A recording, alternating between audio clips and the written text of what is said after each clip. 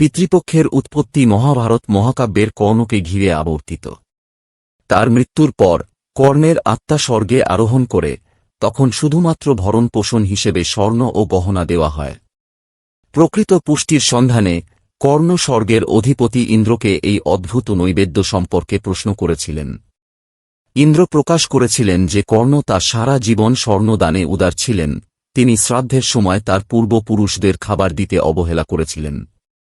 তার অর্থ বুঝতে পেরে কর্ণকে শ্রাদ্ধ করার জন্য 15 দিনের জন্য পৃথিবীতে ফিরে আসার অনুমতি দেওয়া হয় তার পূর্বপুরুষদের স্মরণে খাবার ও জল দেবার জন্য। এই সময়কাল পিতৃপক্ষ নামে পরিচিত হয়।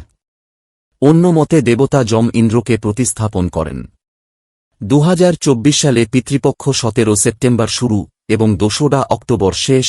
পিতৃপক্ষ পূর্বপুরুষদের সম্মান ও স্মরণ করার জন্য নিবেদিত এবং এটি কৃতজ্ঞতা প্রকাশের সময় এবং একজনের বংশের সাথে আধ্যাত্মিক সংযোগ। পিতৃপক্ষের সময় ব্যক্তিরা তাদের পূর্বপুরুষদের প্রতি শ্রদ্ধা নিবেদন করে।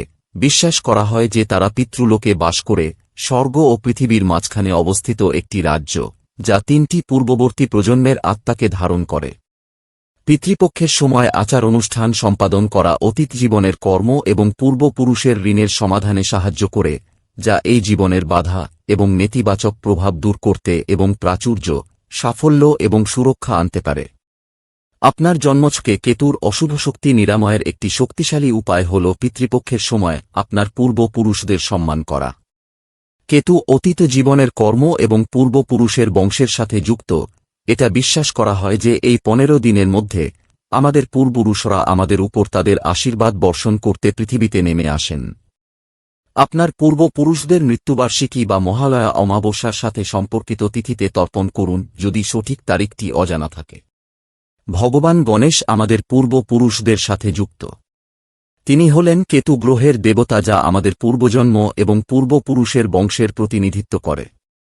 কেতু মঘা নক্ষত্র অধিপতি, যার প্রধান দেবতা হলেন পিতৃ।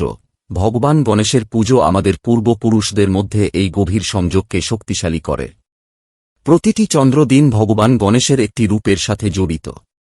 সুতরাং চন্দ্রদিনের উপর ভিত্তি করে প্রভু গণেশের রূপকে সম্মান করা পিতৃপক্ষের প্রতিটি দিনে করা একটি শক্তিশালী প্রতিকার।